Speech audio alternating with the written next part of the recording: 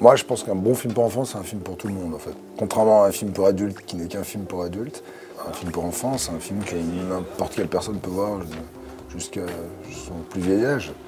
Parce que voilà, la part d'enfance est très facile à réanimer en chacun. Moi, je suis pour le libre arbitre. Donc, ce que je trouve formidable, là, en fait, c'est le choix. C'est la possibilité. Je trouve que finalement, le cinéma mainstream qui est proposé aux enfants est très formaté. En fait, ils se ressemblent. C'est quand même, on a l'impression que les films sont un peu copiés les uns sur les autres. Et je trouve formidable, en tout cas, que les enfants aient cette possibilité du choix. Si c'est pour moi d'abord, attention.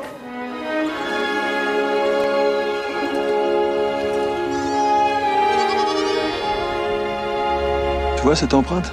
C'est pas un loup, ça, c'est la bête. Les enfants sont le premier public, même si je crois que pour ce film-là, il va y avoir deux types de publics. Il va y avoir d'une part les enfants, puis aussi toute cette génération qui, je l'espère, va retrouver dans cette histoire faite pour le cinéma, retrouver la nostalgie, l'atmosphère de cette série de l'époque. T'es beau en fait, t'es pas beau, t'es belle. Donc c'est s'attaquer à la fois à un monument et puis c'est aussi beaucoup de passion pour essayer de redonner à cette génération qui justement dans le cadre de ce festival-là va découvrir Belle et Sébastien, parce que finalement il y a toute une génération qui ne connaît pas.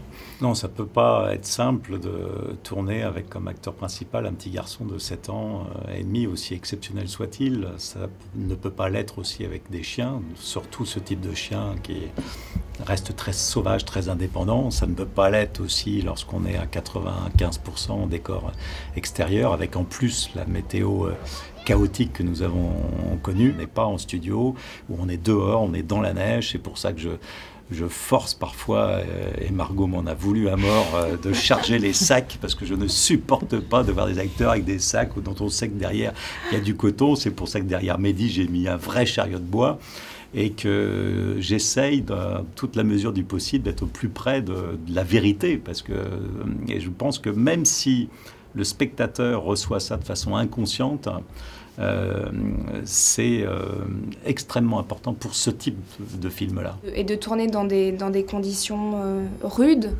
nous aide aussi en tant qu'acteur à être dans une vérité, quelque chose d'entier, voilà, de vrai.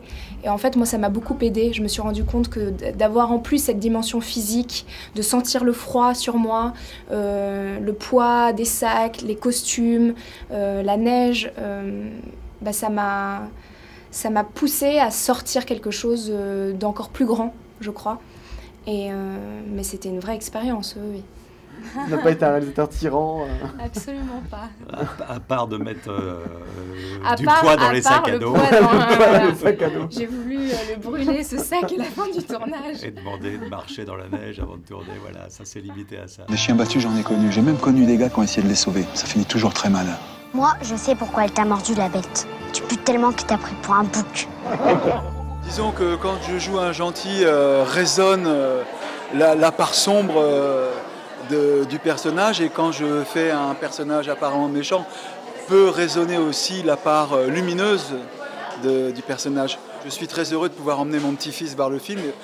L'intérêt pour moi de l'avoir fait aussi, c'est de ne pas faire un passage, c'est-à-dire d'assumer mon état d'homme, on va dire. Donc je suis grand-père, effectivement, aussi dans la vie. Donc c'était génial de pouvoir le faire au cinéma. Et voilà. Et puis je suis papa aussi d'une petite fille. D'une fille. J'ai une fille de 11 mois. Vous partez? J'ai une fille de 11 mois et j'ai hâte de lui montrer le film. Une dernière question, vous connaissiez la série et le dessin animé? Évidemment. Oui. D'accord, merci beaucoup.